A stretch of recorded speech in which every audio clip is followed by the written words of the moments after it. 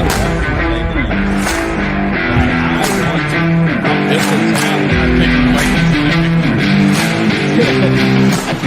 got it.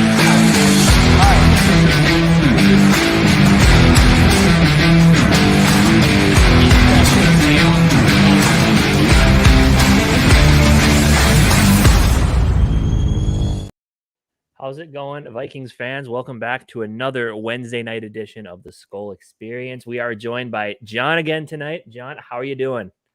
Good, man. Thanks for having me back on. Absolutely. Jamie, Dave, what's going on? How you Hey, doing? John. So you are officially hopping on Skol World now, correct? That's true. So I'm here. We're live. Skol World Live. Skol World Live. So John We is might change the name. part of Skol World Lives, part of the boys, part of the Skol family. Speaking of that right now, Purple Gang, Skol Mafia. What's going on, man? So, I mean, right before popping in here, what's going on, JD? JD, thanks for Glad to see joining. you back in here. We didn't see you Monday, man. We didn't see you Monday. So we were talking about the quarterback thing right before hopping in here. Oh, boy. Maybe we'll save that. Oh, for the God, end. here we go. Maybe we'll save that for the end. Let's jump Go for into what we life. were coming Thank in you. here for in the first place, and that is positions of need. So at this point in the offseason, what do we think is the biggest positions of need? Defensive interior, corner, receiver, starting there.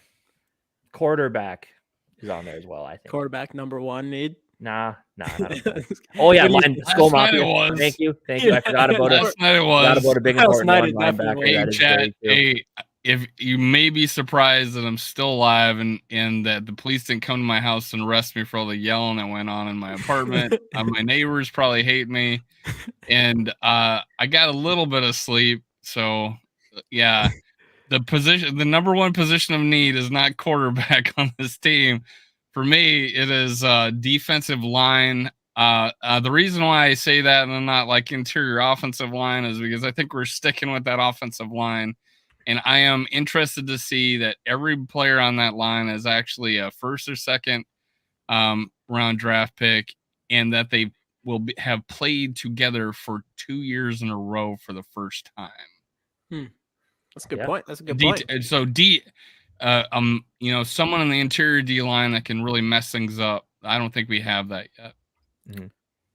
What's going on, AJ? What's going on, Jim Sal? We got the hashtag Skols rolling in already, so might as well bring up again, just like every live show, Justin Jefferson rookie card giveaway, hashtag Skol in the chat. Just like the channel, subscribe to all of our channels, which is in the description below, but definitely start by liking the channels. We got JD in here, and he will be on your ass about it. I agree. Give Tonga some opportunities, but this is I think this is a defensive line that's a rotational defensive line right now. I don't think necessarily Tonga's a every down player, but I like it. I like what I saw so far. Right. And then outside pass rushing linebacker, I would agree with that as well, because as of right now, the two starters we had last year, we don't really know what's going on with them. Zadarius wants out. It's been crickets on Daniil, though you feel like something has to happen with that contract he has this year. Mm-hmm. So that could also be a big need. John, what are your thoughts? Yeah, I'm kind of with all you guys with the chat. You can never really have too much depth at the edge. And especially when those vets are kind of, whether they're retained or not, they're starting to age out. I think there's a good position to attack in the draft.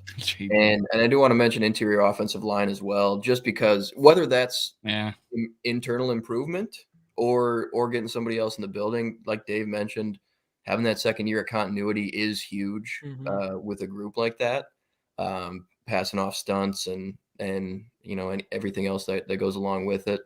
So I think that in and of itself should leave us with a little organic improvement there. But I think that was one of the things that held us back ultimately in the playoff game as well. Interior D line is it's kind of a committee right now. Don't really have that game wrecker up front. Not every team does either way, but really just like an interior penetrator, pass rusher. Because I think Tonga, even Bullard, whomever will be fine in the run game. Harrison Phillips is stout in the run game. But yeah, that interior pressure, I think, will be something that we'll need to address. And I think that linebacker kind of falls into that category as well. But boundary corner as well is a huge need. Byron Murphy's probably going to be kicking into the slot in the nickel 80% of the time or so. You think out of necessity, or that's where he should be? I think it depends on who we get around him. And the draft is just riddled with these long boundary type corners. Byron Murphy can play out there. He shadows number one receivers all over the place. But I think when we go to nickel, it's more likely that we'll find a strong boundary corner to get into that group. Maybe it's him and a Caleb Evans or something like that. And it's probably you're probably just maximizing skill sets the most if Murphy's inside into the nickel. But if they go after like a Kenny Moore or something who's on the market, then Murphy's probably on your X receiver more often than not. But it sounds like that's kind of the direction they're going if they get another boundary guy out there. And it seems like those guys are more plentiful in the draft and on the market. I would agree with all that. I don't know if can I ask you guys a question, Casey and Jamie? Yeah, what's up? And John, whatever. Do you think the issue you just talked about, do you think the fact that we didn't re-sign our cornerback and he signed somewhere else for $1.3 million, that's a good point. Was he not a fit? Couldn't we afford him at 1.3? Did he fit in this defense? What were your guys' thoughts behind that? My thoughts were, obviously he came in and for his size played fantastic coverage, even like outside coverage, all that stuff. I guess my thing is if I'm Flores and you probably want those more lengthy, like John said, like those lengthy type cornerbacks that can coverage the outside cornerbacks. I think that's probably what it was. I think is when you see someone like him, his size, you're expecting something that's more of like a slot cornerback, even though that's not what he did and he played fine doing it. But that's just my guess. Is I think Flores is going to want a little bit more length there. Yeah. But I was surprised. I thought for that price tag, they offered him money though, right? He offered him 1.2. money, so it means they wanted him. $100,000. $100,000. No income tax though in Nevada. That is true. And a much better opportunity to take that 1.3 million and turn it around into 20 million, hitting up the casinos in Vegas. So or lose it. 100K, or lose it. Doesn't seem like a lot. 100K doesn't seem like a lot for an NFL player, but when it's 1.2 or 1.3, that's a 7% raise. So it's like, I mean, I see what he's looking 7%. For, and more of a zone. Take a 7% raise. Yeah. Flores might have like a threshold when it comes to build on the outside. You look at the guys he's employed over the last few seasons: Byron Jones, Xavier Howard, Nick Needham, all 6 foot plus, long arms. So that might just be kind of a preference thing for him. If he was the DC last year, when Duke Shelley kind of came into his own and kind of took the reins from Dantzler and made up for some of those injuries, that might be a little bit of a different story. But coming in and evaluating the group as the new defensive coordinator, I feel like it's probably a physical threshold that he wants his boundary guys to meet. Yeah, that's kind of what I'm thinking. And going from, talking about like, how can we fix that? Like you said, you mentioned a couple players in free agency, which isn't going to make any big splashy thing. I'm just wondering, is there any cornerbacks in this upcoming draft that you are looking at and you'd like potentially in that position for us? Because it's a big need and we only have 5 picks. That's the only shitty thing, but yeah, I'm a huge Joey Porter Jr. guy. It's a goofy class because it's not last year where it's like Stingley sauce for sure up top. Like I don't think we'll get Witherspoon, but Christian Gonzalez. There's no Andrew Boo Jr. in this draft. Yeah, I'm just kidding. But it's going to be weird. Like there might be one of those top 4 or 5 guys that falls to us there, or if it's a trade down, might fall to the late first, early second. Mm-hmm. But my favorite of those guys who I feel like might slip down the board is Joey Porter Jr. Agreed. I think he's got 34-inch arms. He does 34-inch, and plus he's Yeah. 2.5, Yeah. 6'2.5". Jamie and I actually just recorded our cornerback video for Friday Okay. before we. Oh, we're we ready. hopped on I here. did a video on him too. Yeah. Yeah, But I him, think I mean, and that's the he's thing. my Like me and favorite. Jamie noticed, there's a lot of speed and a lot of length in this draft. Yeah. And it is all kind of top heavy, unfortunately. But that's the thing. Like you said, you don't really know where anyone's going to go because I was kind of, after we recorded the video before we hopped on here, I was kind of looking around at some mock drafts, and they were all intermixed. Like All some over of them, the some place, had yeah. Witherspoon first, some of them had Deontay Banks first. Some of them had I saw one with Christian Gonzalez going as high as 5 to Seattle. So Yep. there's a ton of talent in this draft at corner. I mean, yeah, top heavy, but it'd be great. I mean, and Porter, I really like Joey Porter. I thought the length, the size that he played with, and obviously look at those guys that play in the Big Ten, playing against some really good competition there. So, yeah, man, I like Banks too. Yeah, but Yeah. I think Porter's my favorite. That would be kind of my my dream baller. I mean, me and Jamie could tell you our favorites, but then that kind of spoils the video for Friday. That's so we all don't have right. people That's right. wait Yeah. and see Yeah, it, we won't dive too much into it. I want to shout out some people here real quick. David Ditter, hearing Colts are not taking a quarterback at 4. Come on, AR-15. So we'll go into quarterbacks at the end here, because quarterbacks is obviously a conversation that needs to be talked about. Just because We wanna obviously make there's all sure- 'cause kinds we of wanna news, like make the sure- And I look forward to a rational one. I was gonna say we want to make sure that we get through everything else we want to talk about before we go Before off into quarterbacks. quarterbacks. It's We a could be smart talking for play the next here. 4 hours Yeah. all about quarterbacks. So Did we announce there we go. Mary Fisk is What's in the going house. on, Mary? Let's What's go. going on? Too evil. She Too was Hulk, nice there. to see you She in was the here. witness. There's a lot. I know Too Evil had to be in the Skol Mafia. Yeah, Was in he there. actually was. He Raymond, actually what's had going normal on? questions.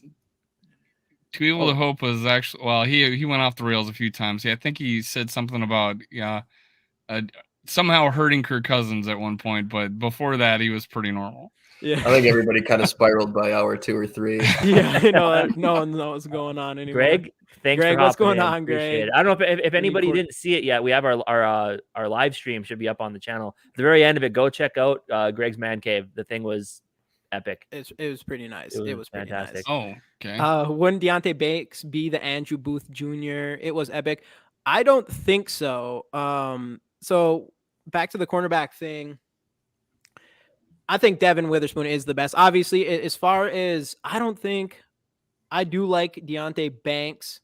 What I like about him that's different than Andrew Booth is he's 6 foot and 197 and ran a 4.35, had a 42-inch vertical. I think he plays way more aggressive than you see Andrew Booth, but Andrew Booth is probably going to beat him for sure as far as like going for interceptions and things like that.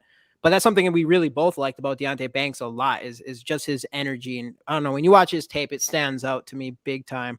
And then you add his size and you add his athleticism to that. And Christian Gonzalez is insane as well. I mean, I think they are pretty similar actually when you watch them, in my opinion. But Gonzalez is 2 years younger. He's not even 21 yet, which is something that I think that's a reason why I think some people have him as the number 1 cornerback going in this draft. I mean, he's up there with especially athleticism. I mean, he's 6'1", 197, runs a 4.38. 40, almost a 42-inch vertical, all that stuff. So I like those guys a lot. I do think, in my opinion, I would choose any of those 3 over Joey Porter if they were there. Though I don't know about Deontay Banks. I think he's someone that could go at before or after Porter, possibly. But as far as a guy that I think that might be there for us, I have a feeling not either of them 4 are going to be there for us. But if any of them are, I do have a feeling that Porter could be one of those guys. And if he is there, I would take him in a heartbeat. And he's just the length. He's got the length. Like we already said, 6'2 and a half. I think he's like a $193 and then 34-inch arms. And if Flores likes those kind of guys, then I think Joey Porter could be that perfect type of cornerback for him. Too Evil to Hope. We will circle around to your question here. A couple more comments. Dylan, thanks for hopping in. Last night was legit. Dave held his own. Definitely a handicap match. Dude, I was like punching I know. this way and kicking this way. David, pass rush equals coverage. It happened to the Bills and Eagles, and they couldn't get on Mahomes. And that is also very true. I mean, because that's what I they agree. said with our defense last year. It was predicated on getting to the passer, which is why we played a little softer coverage. Yeah. Obviously, our pass rush was not very good last year. I think that that Super Bowl kind of go hand in hand, but also I mean, I can definitely see his point there. I think that Super Bowl field was the best defense against that That's pass rush. kind of true. Unfortunately, that's what here's a they have a field dictate what happened in the game is sick. This is a deep question here. Most underrated player at each position. Can I start this one? Yeah, let's Sure. John dive in, man. I'm pushing an agenda here. This is a guy I've been tweeting about a bunch. I've watched a lot of tape on. I've watched interviews on, and it's a wide receiver who could come in as wide receiver too. It's A.T. Perry out of Wake Forest. Are you guys? We like him too. We like him too. 6'5", but doesn't move like it. You know, he's smooth in and out of his breaks. Really heady guy, can has some juice after the catch as well. And I mean, his ball tracking is insane. I mean, he tracks balls. Everybody got it. Hey, that's important for that position, man. Not everyone can do it. But like, there's like the straight over the shoulder catches. I mean, there are good receivers who struggle with those kind of things and adjusting their body that way. So I think when you consider his frame, right, and his versatility, like I think he'd be a really good complement to Jefferson. And he'd sort of replace that Thielen red zone threat, just given his size, but also between the 20s can do some damage. Where were you thinking like he's going, right? Because we're not late second, early third. Okay, so that makes sense for us. I think so. Should be good value for us as well. And I agree that when we were looking to get to add to the team midseason, I was saying get a tall, big receiver to exactly what you said, complement Justin Jefferson. We got TJ Hawkinson, so I was like, okay, I'll take a tight end like that too. That'd be great. But that would be a great compliment. Either that or anybody could take the top off the ball. So, but a big guy that Kirk Cousins or whoever is going to be the quarterback, Lamar Jackson, can throw down the good call, Dylan. Good call. Yep. I know I've seen him when I was watching some people do mock drafts. He usually is there pretty late, like 5th, 6th round. So yeah, similar. Did West Virginia throw the ball? I don't know. That's why I worry about teams that don't usually throw the ball. Was West Virginia throwing it around a little bit or no? I'm not a huge college football guy, so to be honest with you, I don't really. I'm not really Dylan, I'm not sure I'll look it up. I do want to tap on Forbes. Very underrated. That's interesting because I feel like he's pretty. He's been going. Some of the mock drafts I saw, he has been going in the first round, but you do worry about the frame. I think he's like was he 6'1", 6'2", but he only weighed like 166. Actually, NFL.com. We'll go into a couple comparisons here. NFL.com's draft profile compared him to Cam Dantzler, same college, kind of the same build. Dantzler, I think Jamie said was 20 pounds heavier, maybe. Did he run the 40? Yeah, Forbes ran a 4.35. 4.35, and then what? Joey Porter ran a. Who else ran? He ran a 4.4, something like 2. Yeah, something like that. Lower Gonzalez ran the 4.35, and then Banks ran the 4. No, Banks ran a 4.35, and Gonzalez ran a 4.38. Is that what it was? Okay. Yep, and then Forbes ran a 4.35. But like you said, he's 166 pounds, 6'1", so really small frame, even smaller than Dantzler. But Dantzler ran like a 6'4", I think, compared to a 4.35. But also, the other thing I did want to say though is I know that Travius Hodgins Tomlinson out of TCU, probably a mid to late round guy. He his draft comparison was Duke Shelley. So Vikings fans want a Duke Shelley type. Maybe it'd be crazy if Flores goes back there and picks another short cornerback. Bryce Ford Wheaton, he ran a 4.3, like he ran a 4.38, and he's like 6'3" and almost 230. So he's like a DK Metcalf looking type guy. But the production isn't crazy because it's like 10 yards per catch. Yeah, he was up as 16 like his first year, but I don't know. What was it? Who was the quarterback? Wasn't it Hendon Hooker? He was probably a receiver for him. Wasn't Hendon Hooker at West Virginia and then he transferred? I don't know. Because Hendon Hooker didn't play for Tennessee the whole time. No, he was Virginia. He was Virginia Tech. Virginia Tech. So my bad. But I don't know what their situation was, but a little over 600 yards, 10 yards per catch. But I think it probably the offense because the guy runs a 4.38, big. Yeah, I would have to look at him. I'll have to check. Might be the Andrew Booth of this class. He's kind of the ball skills guy. Yeah, most pick sixes in NCAA history. Emmanuel Ford. Exactly. He has 6, I think 6 career pick sixes, 3 this year. Yeah. And he had 6 interceptions on the season. And I mean, Mhm. I think his coverage grade was like 90 or 89, something like that, which is what, like, everything checks out with that guy. I think it's his frame. I think he'd be a first round pick. I think we'd be talking about him in that top 4 that we were just talking about. For sure, if it wasn't for his frame. So I think he still is considered. I would still consider him underrated cornerback, even though I do think he's going to be a guy that maybe goes early second.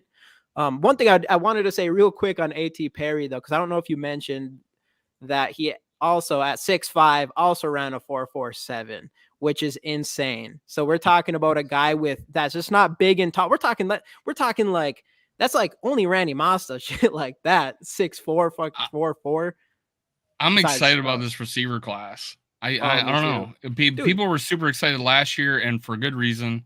I think this is a sneaky, underrated receiver class. I think the difference is, though, is last year there was like a couple guys you looked at, like this guy could be like a top 1 or 2 receiver on a team. Where this one, I don't think there is like that surefire, like this guy is going to be a stud. You know, it's kind of there's a lot more spread out than last year was.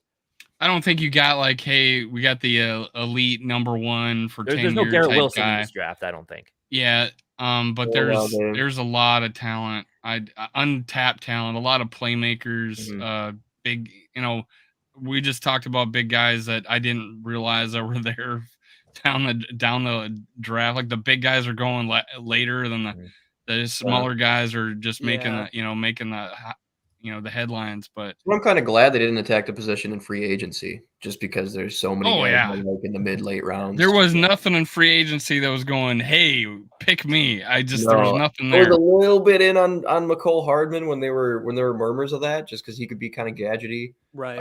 Chark, all right, let's go get Chark. Whatever his name is. If there was one free agent wide receiver I would have wanted, it would have been Jacoby Myers, because I do like what mine would have been Chark. Depending on what did he end up getting paid for. If we were just trying to fill that wide receiver 2 spot, I prefer to get it in the draft. I think it was 5. Yeah, $5 million. So yeah, I would take a chance.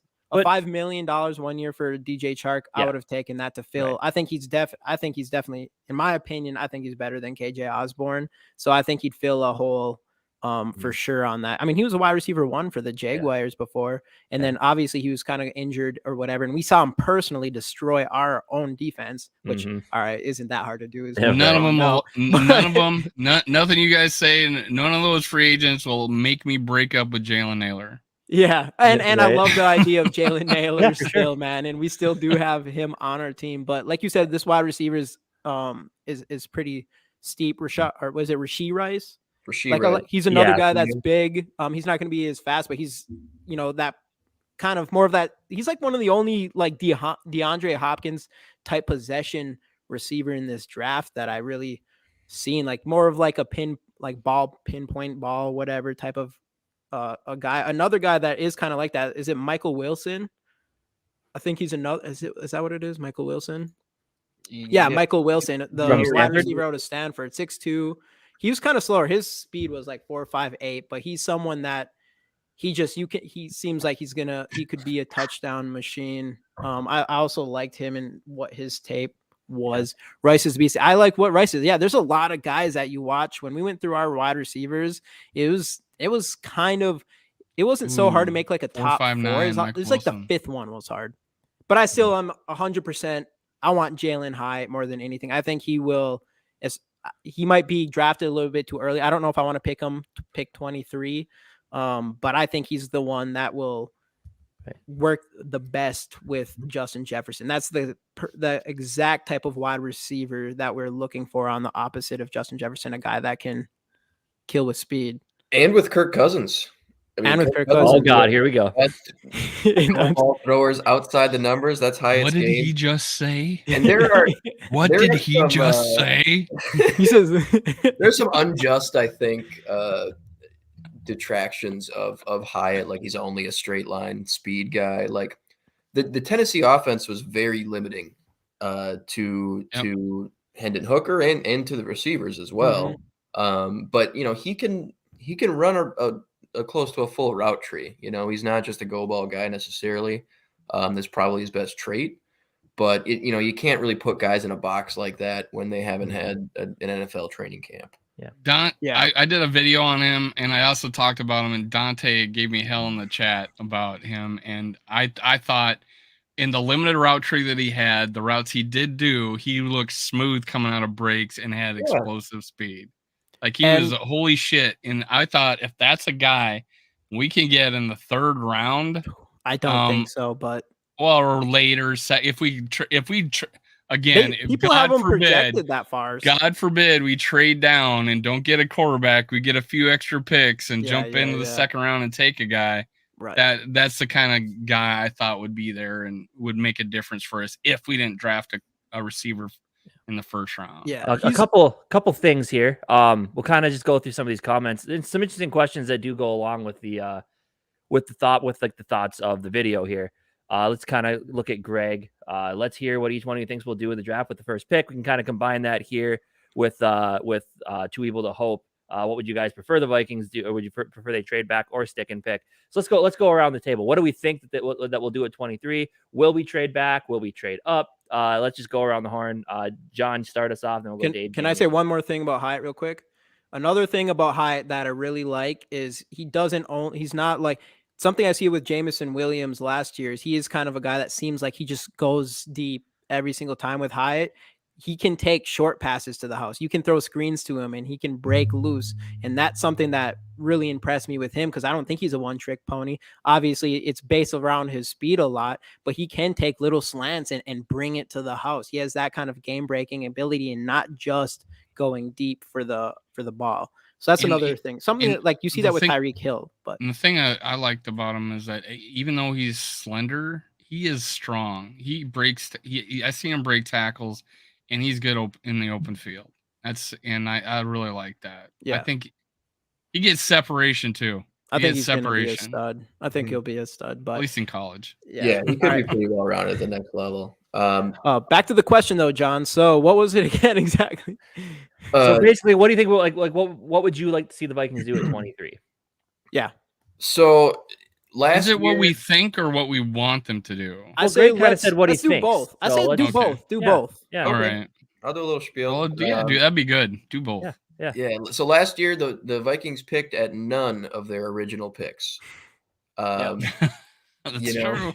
So that I'm very inclined to think they trade back or up or somewhere. I don't see them picking at 23, especially when it's from 23 to 87 is the next pick. It's really tough to envision. There are a couple guys that would tempt me, I guess, at 23.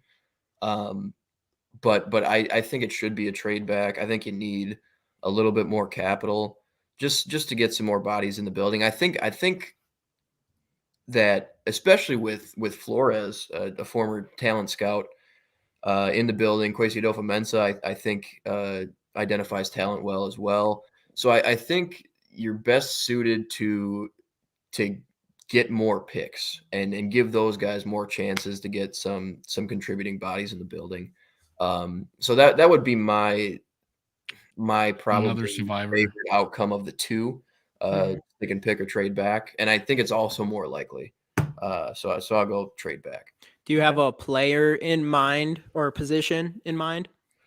So I've seen in mock drafts, and this is PFN and PFF doing their thing, but I've seen guys like Brian Branch, Devin Witherspoon. I think Spoon's out of the question, but guys like that fall that far, and also like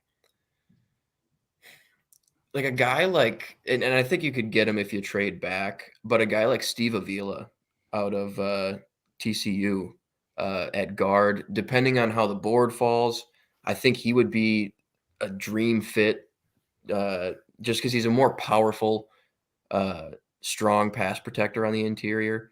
Like that's a pick. It might be kind of like a Cole Strange pick from last year. But it's something I wouldn't be up in arms about just because I think you really identify a need and you attack it. And same thing, if you see one of these like guys who can perform in the slot fall, I wouldn't mind them taking that guy there and then figuring the rest out to try to get back into the second round with Right. future picks or whatever that may be. But because the board could fall really weird, I guess. Yeah. So if you see a run of like tackles go and one of the corners falls that we really like, I don't think I'd be up in arms about it, because I would also anticipate a follow-up trade to get back into the second round or get more third round picks after that. Right. But not necessarily too many specifics outside of that. But it seems like the most likely outcome that they're just going to want to get more capital and give Brian Flores more opportunities to get some of his guys in the building if possible. So that's kind of my thoughts on that. Yeah. All right. We're not trying not to like dive into the quarterback thing too much, but I just feel like it's appropriate time to ask. So do you not think the Vikings are going to attempt to grab a quarterback in the draft this year? Be careful. Yeah. I think they might. Like early. I'm talking like early. Yeah, straight up. I think they might. Yeah, there's a real chance. That was going to be my one. I've been pushing the Levis agenda on my Twitter. Yes, Levis. Levis is my guy. And we'll let Casey take over after this. Dude, I think that was the one guy. That was the one guy. The three of us. That was the one guy. The three of us last night agreed on is that we did want Levis. Dude, I think I'm there. That was the only thing that brought me, Justin, to wrap together. Yeah, that's awesome. Now it's time to tear this podcast apart. I think with the O'Connell connection to the Kentucky staff, I think if that's the guy they go get, it's because he's confident he can mold him into a solid player. And I also think that leaves Kirk starting this year, and you leave him to develop behind one of the better pocket passers in the league. See, he's got some wheels. He's kind of an asshole. I don't know, man. I don't call him. I call him cocky. I think he's a team guy. Actually, he's pretty good in the locker room. Like I think his teammates like him. That's what I mean. That was important. He's a little arrogant. He's arrogant. And I actually in my video I did on him, that's what I liked about him. Yes. Yeah, you need that. Well, a change of pace. I mean, some of the people that you were arguing, a couple of the people you were arguing with last night say that Kirk isn't me enough to be a good quarterback. So you do need to have a guy that does have a little bit of that, well, I think that swagger. But to where I did see, I saw a tweet earlier today. I don't know if it's true or not that he's been bombing interviews because he's kind of I saw that. jerk. I don't know if it's true or not. Propagated by the Vikings front office. There we go. Everything we are hearing about everything is a smokescreen. Yeah, you can't trust none of that. These guys are feeding. They're saying, "Hey, low level guy that we can fire if we can blame it on you. Go put this rumor to the media." And I think that's what's happening. We had that conversation with Pat Mahomes last night. Oh, it was like nobody thought he was any good. Yeah, the guy that threw for almost 10,000 yards and 80 touchdowns for the last 2 years wasn't any good. All right.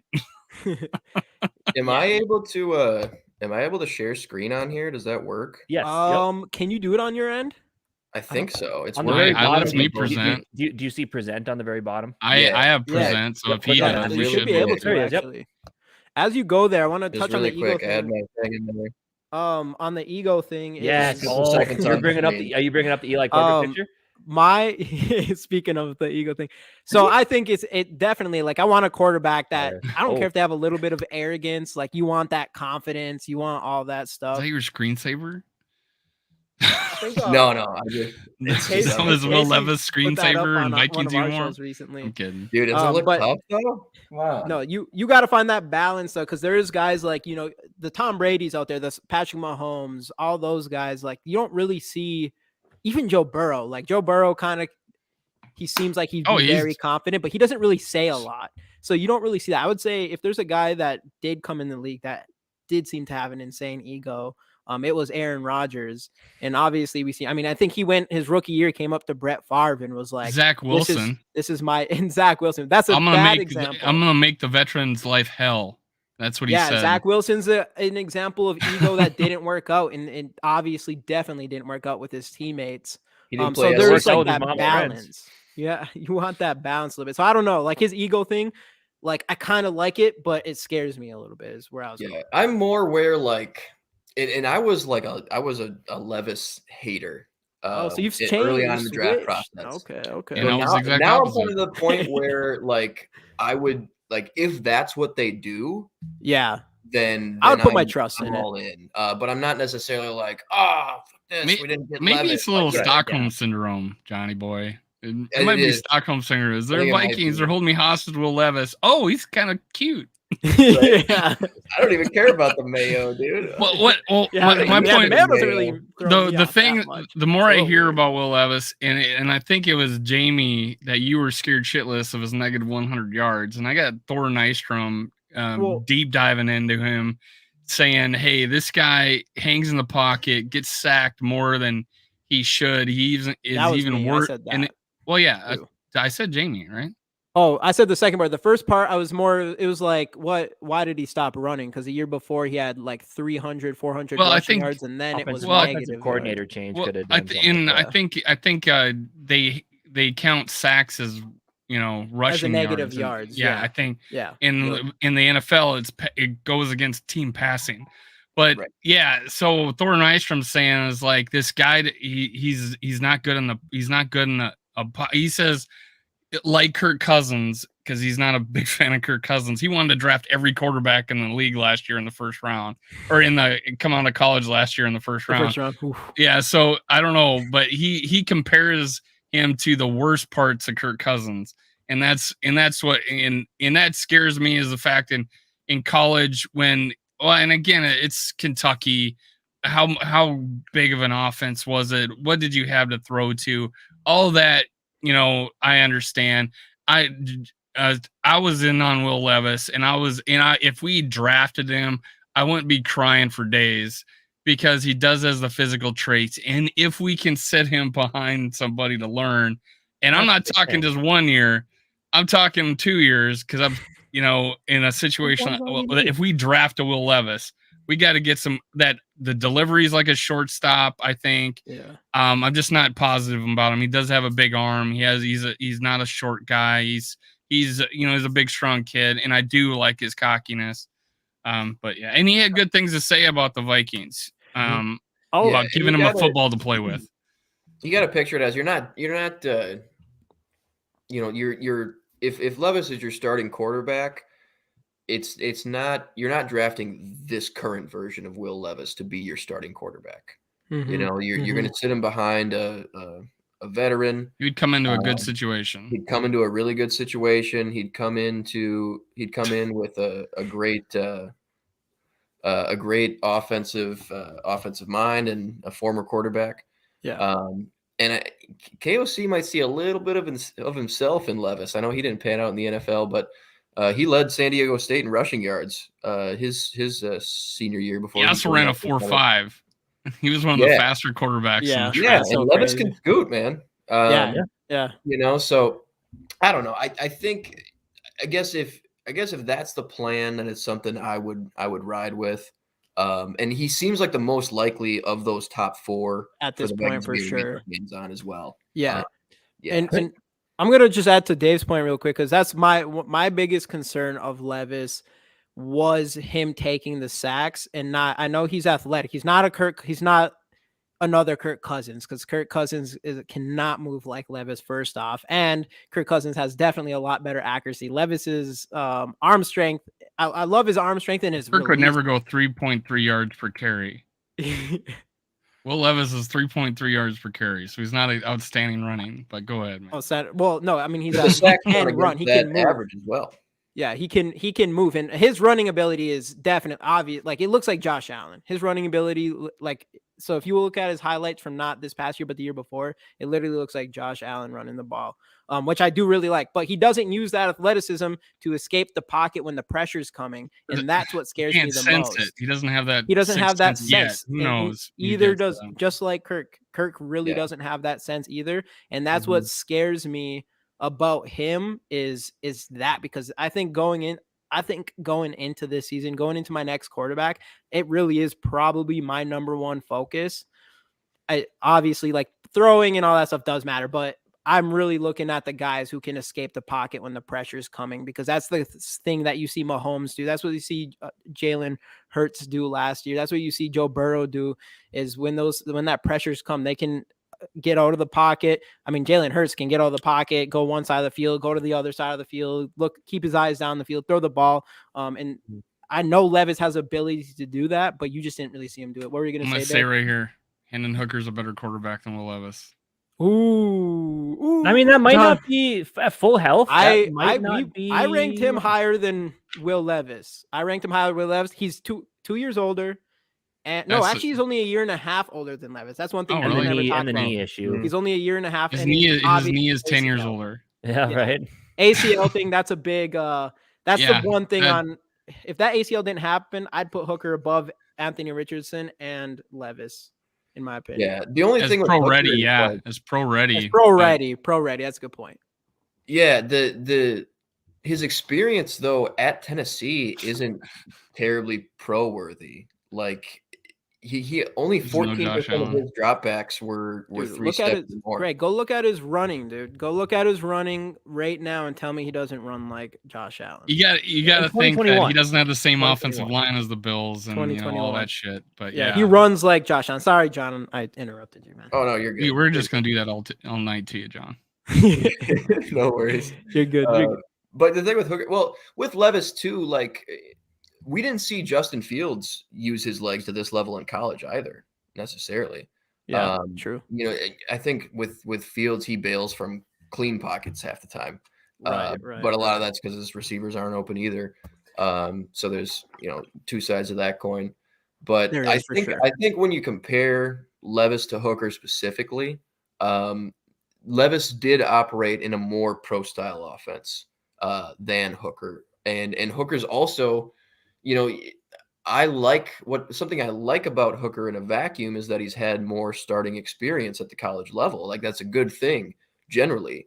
But he's also gotten more and more used to reading half of the field. Only 14% of his dropbacks were 3 steps or more in college. I mean, it's a very college offense. Yeah. You know what I mean? And that's something he's very used to. And that doesn't mean he can't absorb an NFL style offense through training camp and everything like that. But I think that's something to consider when you compare the two, outside of just like their tools. But imagine Pat Mahomes was shotgun 100% of the time. Yeah. Right? Well, right. But again, that was a more the things you saw from Mahomes were so translatable because the way he was able to perform out of structure. Mm-hmm. Well, that's what I like about that's all I like about Hendon Hooker is there is that escapability. He does throw on the run. He's got accuracy on the run. I see him roll to his left and throw it up the seam, hit the guy in stride. I don't know. That's why I'm saying I see that part of him, and I didn't see that in Levis, and that's why Bryce Young's and it could have a lot to do with the team, but the Tennessee's offensive line. I saw the QB school, and he murdered that offensive line. Like that was they were. Yes, he hated that fucking offensive line.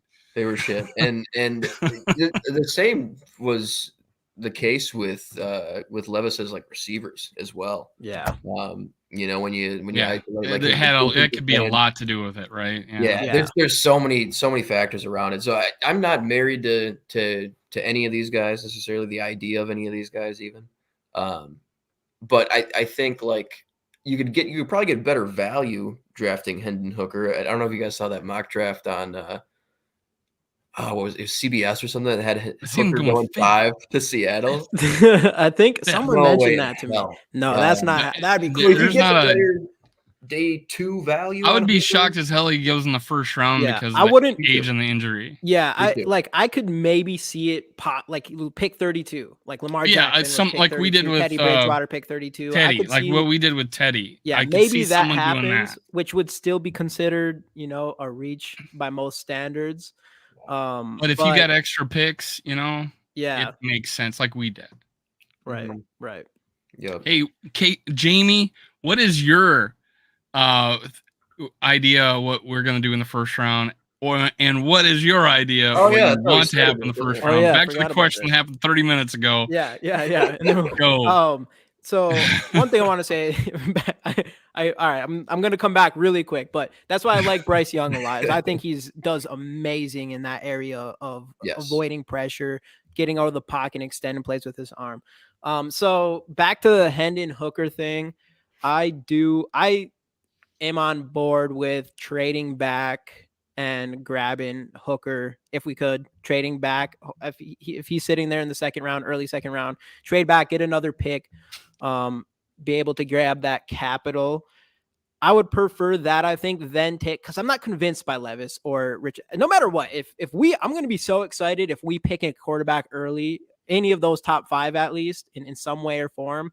I'd be excited no matter what. I'm going to, of course, believe that KOC and Quezzy is better at finding talent than me. But you'd be on eBay all barely, night. but a little bit. You'd be on eBay all night looking for cards. Yeah. Oh, dude, instantly. Yeah, hopefully it works out for both of us, the Vikes and me then.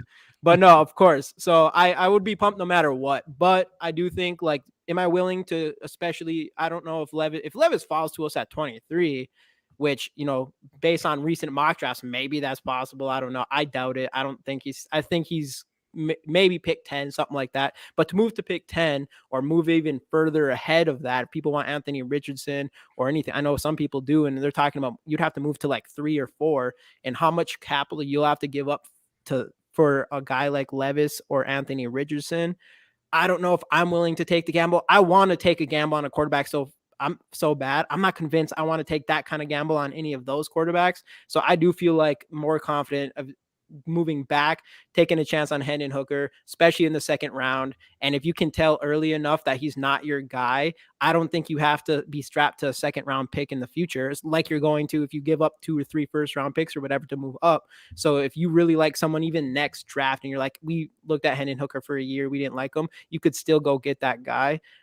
I feel like I'm more there with that and trading back. Either way, man, there's so much talent. I'm liking a lot of these guys that I think are going to go towards the end of the first round, or the beginning of the second round. And even you mentioned Hyatt, like if we could get him in early second round, I would take a chance on him. But even if a guy like what's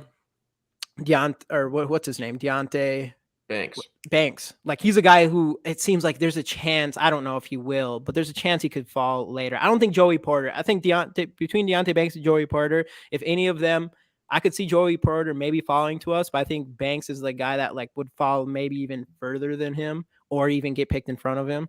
But like any of those type of guys, if they make it there, I think I really like Kancey. In our literally 2 days ago in our free agents or our draft, we actually traded back 2 picks and got Kancey. I don't think he's going to be there. I think Kancey's going to go. What's that? And Hooker in the second. And round. Hooker in the second. Yeah, we had a good draft that day. But that was really good. So that's kind of how I am. I'm more of like trade back and go. And I still think you go get Hooker. I think you have to figure that out. You have 1 year left on Kirk's contract unless he wins the Super Bowl and you want to extend him. So you have to worry about quarterback. And do you want to take the chance of not getting one this year and then go into next season with Kirk Cousins' contract expiring and then going into that draft almost needing to get a quarterback? Question, Jamie. Agency. What's up? Question on that one. You say you draft Hendon Hooker. I'm thinking I think he starts the season on the IR protected. Yeah. Right? He's not, nobody's going to the practice squad. That's almost kind of a good situation for us, but now he's not practicing. He's not getting any reps. He's whatever's happening. You don't get to see them. They're saying that he could be ready by training camp even. I don't know if that's how realistic that is, but it just makes you feel like maybe he'll at least be ready during the season, so you'll be able to see him practice. That is a very true thing. Like if he, if you don't get to see a lot of him practicing, then that 1 year time might not be enough to get a good scope on him. But has anybody ever told you guys watch and learn before though? That's also mental reps. Sit on the sidelines. Exactly. Mental reps. And then the next training camp, put it in action. Or right. or let him go. Like if he's good by the end of the season, you can put him in a couple. If either we're bad, like if we're in the playoffs or if we're not, start him the last game of the season and see what you got.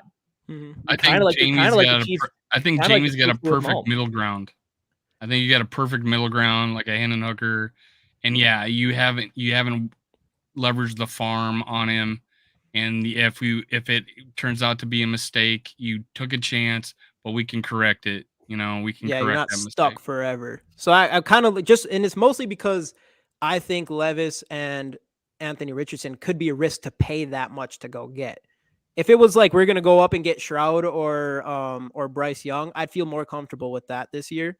But otherwise, I think we might be better off taking our chances next year. I think we might be better off. Doesn't mean we are. I mean, Levis could end up being a massive steal. I mean, he has a monster arm. Obviously, Richardson could be the most talented quarterback, well, at least from athletic ability wise, like ever. So, I mean, there's that really high risk, high reward type of deal with those two. But I don't know if I'm willing to take the risk where we had, like, if we were pick 12 or 10, if we were pick 10 and Levis was there, that'd be different than moving up and giving capital, especially Anthony Richardson. If someone moves up for him, if we were to move up for him, that'd cost probably like 3 first-round picks if you're getting them in front of Colts, which I know smoke screen, maybe Colts don't want a quarterback, but if you're going to move in front of them, you're definitely hurting your future there. And you're picking a guy that's going to take more than a couple years just to eat. Like, you already know you're picking him and you're waiting a couple years before you even plan on even expecting him to be good. So you're definitely hindering your future by going and getting an Anthony Richardson for sure, because that's the whole play. Jamie, you kind of stepped into my territory a little bit and said what then we may have to draft someone in 2024. Are we starting a rookie in 2024? What would you say would happen? Caleb Williams, baby. Houston's Houston's coming in last place with Bryce Young, and we're trading up. But that's what I would worry about going into next year, needing a rookie quarterback. And that's, I mean, Tuva Hope asked it earlier, like, would you sit out this year, wait till next year and get one of those guys? Odds are the top 2 teams picking next year, probably taking those 2 guys. So for me is like, yeah, we don't get the top guys next year, but if we did take a guy this year, like a Hendon Hooker, or the guys that we legitimately have shots at, like Will Levis and a Hendon Hooker and pipe dream Anthony Richardson, those guys probably would serve well to sit for 2 years, just because we just don't know. But yeah, I'm still wanting a new guy in 2025. But hey, if it happens and we need to have a guy in 2024, I'm not sold on those guys being able to start, those 3 guys that year. I'm just not ready. I'm to say that. And I don't think some of the best quarterbacks, Hall of Famers sat for 3 years. I three come to mind in my head right now. So it's like, hey, we'll see what happens. Yeah. And as far as what I think the Vikings will do, I'll make this one quick. I think they might trade up for a quarterback. That'd be crazy. I'm going to put that out there, but I think the most likely scenario is a lot with John. I think we're going to see a lot more trading. I think I would not be surprised at all if we trade back, even if it's not for a quarterback, in some way or form, and even trade back up to the 2nd round at some point. If I was going to make a bet, I would say something around that. So yeah, that's still what I think will happen, and probably what I'd prefer to happen as well. Especially with the lack of trade back. Yeah, the lack of trade back, exactly. The lack of picks and everything. But I've come to the point where I'm not detesting the trade up for the quarterback. If they identify their guy, you know what I mean? So that's the thing. I gotta go off on quarterback. I've been holding this in. All right, Casey. Yeah, like Casey, I'll go last. All right, Casey, what is your? So what I think they should do, with all the issues on defense, is definitely trade back, accumulate more picks, and go that way. But I'm kind of bought into the quarterback thing now. And I've been thinking about this for a couple of days, right? Like, if I realistically, if we're trading up, you're probably going up for a Levis or a Richardson. With the way that everything is now, if we had Kirk Cousins for 2 more years, I would be so in on Richardson, because of the fact that he would be a for sure sit behind Kirk Cousins. Now, I don't care what you think about Kirk Cousins. A young quarterback can learn from watching and talking to Kirk Cousins. Like, Kirk Cousins is, you can see how to operate within the pocket, which is what Anthony Richardson needs. So I would for sure need Kirk to be there so he could sit behind him for 2 years, learn that, and, develop it throughout training camps and practices and all that type of stuff, because I wouldn't want to see the situation where Richardson's sitting there this year. Kirk Cousins is here. He's done on his contract. We do well, whatever. He moves on. And then the next season, it's like, oh, we're just going to keep Nick Mullins and let Richardson sit behind Nick Mullins. Because then you're at the point where we lose 3 games. Fans are calling for Richardson. He gets forced into the game a little bit too early. And then by halfway through the season, Kevin O'Connell's changing the offense around Richardson to exemplarize his skills. And then at that point, his development kind of takes a different turn, and you're just building around him like the Ravens had to do with Lamar Jackson for the rest of his career, and he just never fully develops, and then you're left in that type of a situation. Where I think Levis is a lot more, I think he'd be more ready to sit for a year, learn from Cousins, and be able to step in and play well enough to keep us competitive, while at the same time like keeping Justin Jefferson happy. Because I'm not in the mindset of let Kirk walk, suck for a couple years, and then draft Arch Manning in 2020, whatever. Like, I'm not in that way of thinking. And I'm not high on him, so right. But I mean, but basically him, to the point where it's I like the if name, though. and that's what I am not for tanking. I'm not for just sucking in order to get a better quarterback. But if we take a shot and JJ resigns, we take a shot at a Levis and it doesn't work out and we suck, then I'll be like, you know what? At least we took a swing. Sure, it was a miss, but we took the swing. And it's not like we just moved on and we're hoping, well, we got to be able to do better than Kirk Cousins. Let's get cheaper. Let's bring in a stopgap and go from there. Like, I don't want to see any of that. So basically what I'd like to see is a trade up with the way that the team is structured now under Kirk Cousins is trading up for Will Levis. Yeah. Just because I think he'd be more ready to go than Richardson would after one season. One thing real quick is that's one thing that I do. Like, I like the ego thing with the quarterback. That's one thing that does worry me is I think there's definitely some big egos that can come in and they don't take learning from like another quarterback in or whatever. Like your ego can stop you from really learning. You're not a good student. Thank you, Dave. You're not a good student. That's one thing that worries. That's what Aaron, like I was mentioning, Aaron Rodgers came in the league and went up to Brett Favre and says, I'm taking your job, which obviously it worked out in Aaron Rodgers' favor because he became one of the better quarterbacks ever, unfortunately, and sucks to say. He actually just complimented Favre a little bit ago. But I mean, but with the way that Kevin O'Connell coaches and how this team is built, I think he'd be a positive influence. Well, that's another thing with KOC. That's another thing with KOC too. I know he likes Will Levis, but he does not seem like a guy that wants someone with an overarching ego, which who knows, like it could be true where if Levis is more of that team guy and it just comes out like that in the media. And obviously KOC is going to have a way better idea than any of us on that. So if the KOC does grab him, I do feel like Levis's ego probably isn't going to be an issue because KOC might have one of the smallest egos I've seen out of any coach. And he's like completely selfless, blames everything on himself, takes ownership on all this stuff. So from like a leadership standpoint, I think if he does go after Levis, like he's picking a guy that will fit like the new model, the whole new change KOC Quezzy model that the Vikings created this season and their new leadership. You know, he's going to want that kind of quarterback. So I do like if they do grab him, I do believe that's probably they got a good look on him there. So yeah, and if we go into 2023 without a succession plan in place at quarterback, say Kirk's kind of soured on the front office a little bit too because he approached them with a sub 40 million APY, I think 2-year extension or something like that they didn't do. So we come into 2023 without a succession plan in place and Kirk walks after 2023, this draft is just polishing the brass on the Titanic because then you're coming into 2024 and you need a quarterback. KOC and Quasey have been vocal about you don't want to be a team that goes into the draft needing a quarterback because your leverage is out the window. The other GMs know what's going on. And it's just a really difficult place to be in. So if that negotiating table with Kirk is tough to reapproach after 2023, if it's another similar season and he's kind of your best option outside of trading the farm for a rookie, that's a really difficult place to be in. Jay Jetta, easy. I know he's a Kansas City fan. I have to say it. Sorry, don't like their video though. Don't come in here and dislike our video.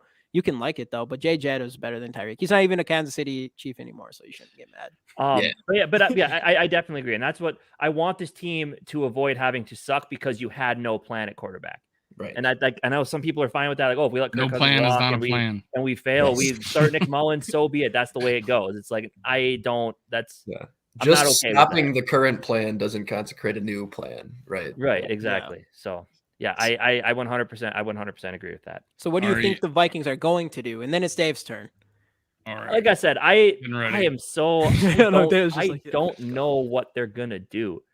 I'd be fine either way. If they trade back and accumulate more picks and build that defense, great. If they do jump up and they go get their quarterback, then I'm gonna be excited. Like, I don't care who it is. Like, even if they do go up for an Anthony Richardson, I'm like, good. Then KOC probably thinks I can do some stuff with this kid. Like, I can refine his skills in a season and have him good enough to by the greatest 2024. quarterback of all time. I'm not going to let my evaluation of a college quarterback ruin my life for 5 months waiting for him to get on the field, you know? Right, exactly. And that's the biggest thing. Like, I trust Kevin O'Connell and Kwesi to make the right call.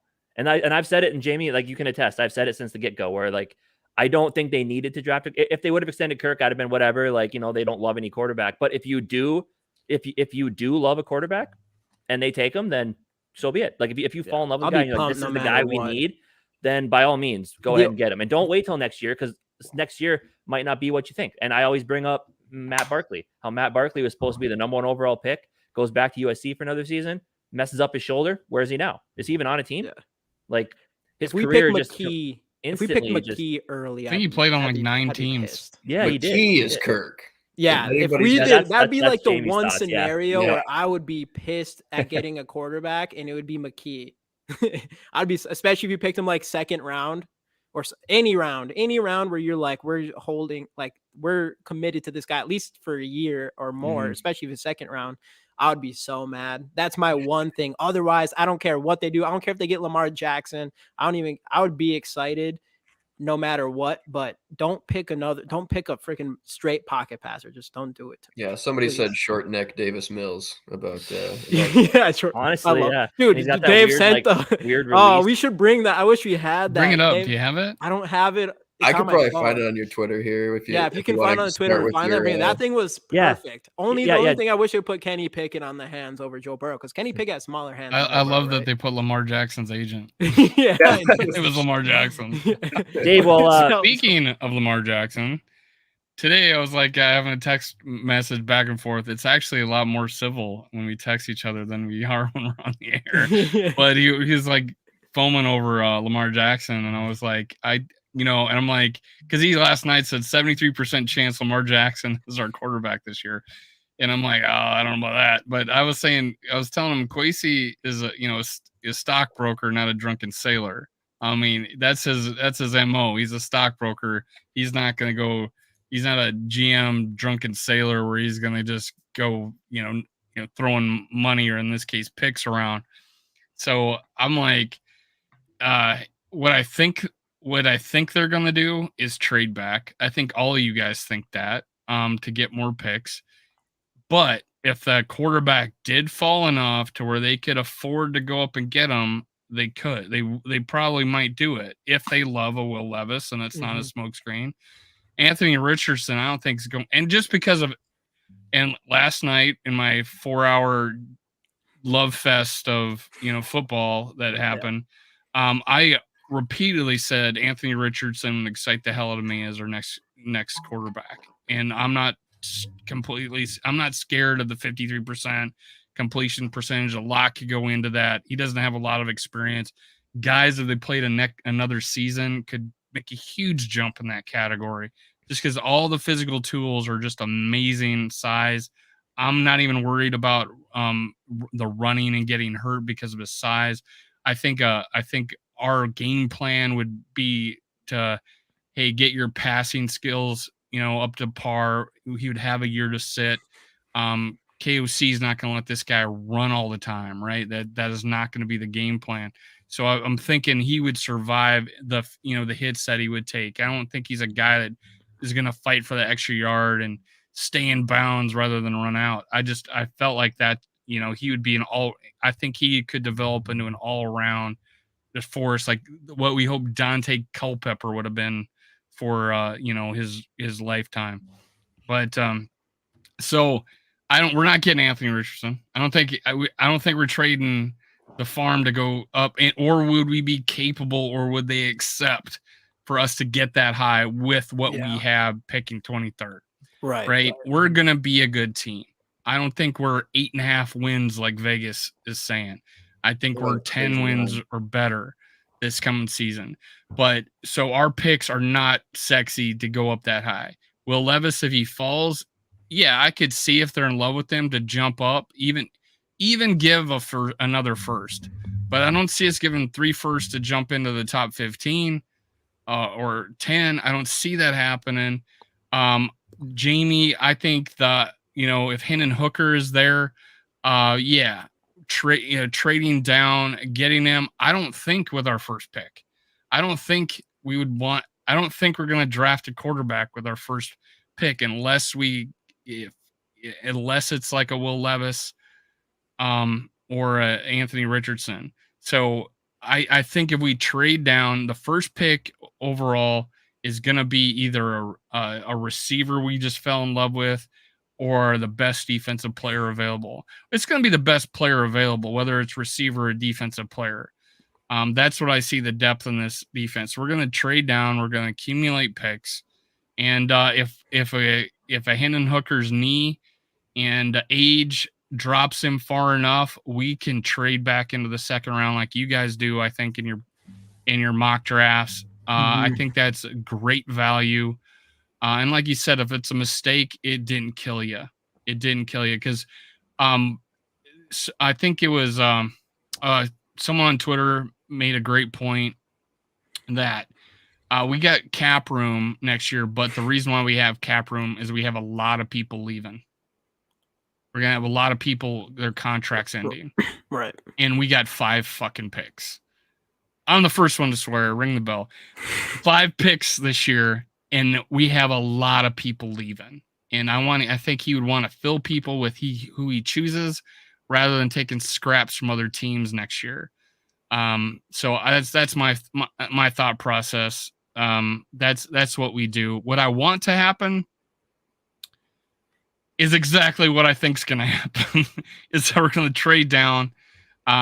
If a Hendon Hooker's there, we get him. Or I think everybody's liking that UCLA guy. Maybe later, I don't know, or a Bennett. Maybe we take a, and I think Purple Daily. I think Judd even said this about if we do take a guy late like that, it's if we traded down and got accumulated picks and said, hey, let's put a pick into this quarterback because we're not spending much, and then we always have next year. But that's my thought process. Skol TYA. It's not sexy. What's going on, Skol? Yeah, that's I mean it's Moneyball. It's kind of hard when you only have 5 picks this year. Right. This year. That's my point. Every conversation, we have 5 picks this year. We got a guy that likes to trade like a mother, and he's not in what. And we're gonna give up. We're gonna have 3 picks left if we trade up and get a quarterback, or at best 4. But let's talk about the most important aspect that goes into the future of this team, right? And that is the fact that we have probably one of the best receivers, end up being one of the best receivers ever play the game in Justin Jefferson. First off, that's why I hate the whole let's just tank and get rid of people and see what happens. Like Rap says, Rap. I don't think Justin Jefferson does not stick around and resign. And that's what I'm wondering. Do you think Justin Jefferson will wait till training camp? Like I know a lot of times with the Vikings extend people ahead of time, at least under the Spielman regime, they waited until training camp. Do you think Justin Jefferson might be playing it that way, being like, I want to see what happens in the draft or what their plan is after Kirk at quarterback? Because we all know with Justin Jefferson, he knows he's getting the money. At the end of the day, he wants to win. So I think it has to be in his mindset to where, I want to see what their plan is. You know, Casey, I brought this point up last night with Rap here, who thinks anybody can throw to Justin Jefferson. I'm like, Randy Moss didn't get 1,800 yards. Jerry Rice did it one time, and he's known as the best ever. These are the 2 best ever. Terrell Owens never did it, and these guys had amazing quarterbacks. They had Hall of Fame even Moss played with the best ever, and he had 3. I forget how many touchdowns. 23. He didn't get 1,800 yards that year. You know, Jerry Rice played with 2 Hall of Fame quarterbacks, did get 1,800 yards. Is he going to be happy? Is he going to say they're saying he's got to say in who are taken or who are the personnel. They're going to ask him, what do you think about this? And they're going to say, hey, we got this eye on Will Levis, and he's going to take over in 2024. I mean, I don't know. What does he think of Will Levis? Does he pay enough attention? Can Will Levis get him 1,800 yards? I don't know. I think in JJ's mind, it's like, okay, you guys have a plan. Great. Like you're trying to improve. I think that have a lot to do with it. Because I honestly, I'm fine with Kirk leaving after 2023. I'm fine with grabbing the next guy and start. But I we don't got want the right guy. Yeah, I am too. Yes, but I don't want the succession plan to be Nick Mullins. So, which is why if they don't get a guy in this draft, then I am a little bit concerned what you do in 2020. And we just gave away our leverage in contract negotiations and an extension. We left the draft without a quarterback, and now it's like, hey, you guys don't have a quarterback. I want the 2-year extension, all guaranteed. And I'm like, okay, we got Nick Mullins as our starter. That's a nightmare scenario to me. But I mean, I don't know, but that's why I'm buying this team that they might be going quarterback in the draft here. So like, where do you think he would have to fall? Like you said, Levis probably 10. I would say you probably have to get down to like that 10 range, which I don't know if you will. What would it take then? What would it take then? I'm just curious. I think it still takes 3 first-rounders to get that high. Yeah, I think some people have like this year's first, next year's first, and like a 3rd rounder. I don't know. I feel like it could take more than that. I don't know. It's always different every single year as far as what people are willing to do to trade up. But yeah, I do. Like if I'm the Vikings, I don't pick any of those quarterbacks unless they get past the top 10. I don't feel confident enough in any of those. Even Shroud or Young in the first 2 picks. If we moved all the way up there, which would be insane, and we went to the 1st or 2nd spot, I'm not confident in those 2 players. Like so far, I feel that confident with Caleb Williams next year. I'm like, trade everything you can and go get them. I'm not feeling confident about any of those quarterbacks in this draft like that. So yeah, I don't know, man. I don't think you trade up unless it is at least pick 10, because then you're just paying way too much. And the point you made about the picks, right? So now we have 4 that, we pick a quarterback. Now we have 4 picks this year and 5 next year to fill our roster with all these guys leaving. I just don't see that, right? It's just tough to. You could do it if you like I'm like 100. Oh yeah, if you like a guy, a quarterback, great. I'll take. And if you moved up to pick 5 and you gave up the like 3-4 first-round picks, it would be scary. It would be definitely scary, but man, you definitely swung for the fences there and got the guy you wanted that bad. If that was the case, like, all right, I guess we're rolling. We're rolling. That with guy it. there. But I'm not. Anthony Richardson, I think we all agree, really excites us. There's a lot of exciting things about Anthony Richardson. Trading up to the top 5 for Anthony Richardson from pick 23. I don't know about that. That's like excessive. Like in the beginning of the draft process, he was going later than the 10th round pick. Like there's some people who are doing really early mocks having him falling to us. Obviously the combine really blew up his stock, but now to move up top 5 for him and pay probably like 4 first-round picks to move up that high. I want to plug a show. It's the quarterback tax, honestly. Like that's just kind of what happens. Oh, that's true too. If they know you're going for a quarterback, they're going to ask for. Quarterbacks always rise to the top. Put up Skol to catch 84. Put up Skol to catch 84. What's going on, Skol? I want to plug a show. Next Thursday, I got a shit talking Twitter guy who calls me an idiot coming on her show, and his Twitter handle is devoted to Nick Mullins. So catch that show next Thursday. Me and John bringing on a Twitter troll, and it was the first Twitter troll to ever take my offer. Yeah, I like that. That's gonna be good. I'm gonna watch. It's devoted to Nick Mullins, and his handles Zim Reapers. I mean, if we could. So his Twitter is devoted to Zimmer and Nick Mullins. There you go. Yeah, that's a true Vikings fan. At the end of the day with the quarterbacks, though, I just hope there's a plan. And I think my worthless opinion here said, like, I kind of agree. I think they have hinted that they do have some sort of a plan in place. Yeah. I just don't want it to be another for a season. Worthwhile opinion from Worthless Opinion. Yeah. Yeah. Always. George Blunt, what do you want, man? What's your I think he said earlier, didn't he? Did he? I don't know. I want a quarterback. He likes Nobody's Kirk watching me. Cousins. I want to I'll take a risk, man. You got to have some calculated risk when you're making some decisions. Don't just go up and trade 5 first-round picks for a top 5 quarterback that has as much risk as. Let me ask you guys this. Here's a roundtable question. I had stated that the NFC is down, and the quarterback quality is not good. Oh, To where absolutely. Kirk Cousins is the second best quarterback, had the second best season of any quarterback Yeah, that's in the not good NFC. at Now all. that Very and even not good. what's that? Oh, I was saying that's very not a good sign. What with the Right NFC for the down? NFC, right? NFC, so yeah.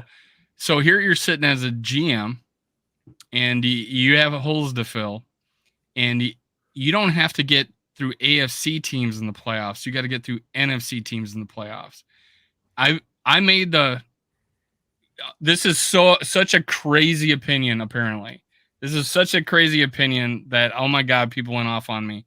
That Kwesi and KOC have an opportunity here to where we're in a weaker NFC division, and we just have to get through NFC teams to get to the Super Bowl. And I think any GM sees that landscape and wants to go for it. And that's what I talk about windows. We have that window with, I think, a weaker NFC. Rodgers is out of the picture, hopefully. Most likely, I think. We have an opportunity here, and I think it's these next 2 years. We have this opportunity, this window. I would even extend it to 2025. But my succession plan is, hey, let's start with a new QB in 2025, because we'll have cap space, we'll have some hogs around him to make. He won't be a David Carr, right? Or is it Derek? It's David Carr. It's back when when he was getting murdered. Yeah. So that's my thought process, is that Kwesi can see we got a pathway. I think. Well, I think you've seen Yogi? that play out in the way he's navigated the offseason. I think the way they've attacked the 2023 cap, I think is evident. Yeah, like 15 of free that. agents. Well, and you think about Crazy. not even just the immediate reported numbers, but between Byron Murphy, Dean Lowry, Josh Oliver, and Marcus Davenport, they only spent $13.39 million to the 2023 cap between all four of those guys.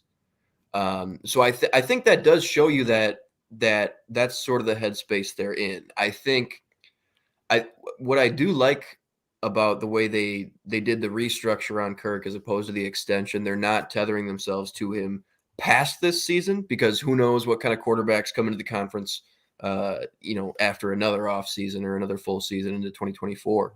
But I think the way they've navigated the offseason and Brzezinski structured these contracts, I think that is kind of showing you that they're attacking the 2023 window. Well, the way I hear it is that if it was a 1 year, Vikings signed the deal. That's the way I heard it, because he's sitting at 2. Vikings are sitting at 1, and then they didn't come to an agreement, so that's why they're going into the draft. I mean, I think the Vikings would have took a 1 year extension. That's what I hear. That's what I hear. What would have happened? The 1 year I if could they go, yeah, did. because then that gives you more. So of a this window whole of time idea to is go. that they wanted to part ways, and they're going to do it now because Kirk. Well, that's what I'm hoping. Kirk's That's an like answer. that's right, what I'm but hoping that's for. not what happened. Is That's what what I'm I want to happen, though. Right, that might be what you want to happen. That's what everybody's pumping out there. They're moving on from Kirk. No, they would have took a 1 year extension. I don't think that's a crazy thought, and that's what's being reported, that they would have took a 1 year, but he wanted 2. Right. I'm just reading some of these comments. No one's saying keep Kirk. He's kept. He's 99% going to be the 2023 quarterback. Yeah. So what we're saying is they're attacking 2023 with that in mind. This is the best odds you're ever going to have to come out of the NFC with Kirk Cousins as the quarterback.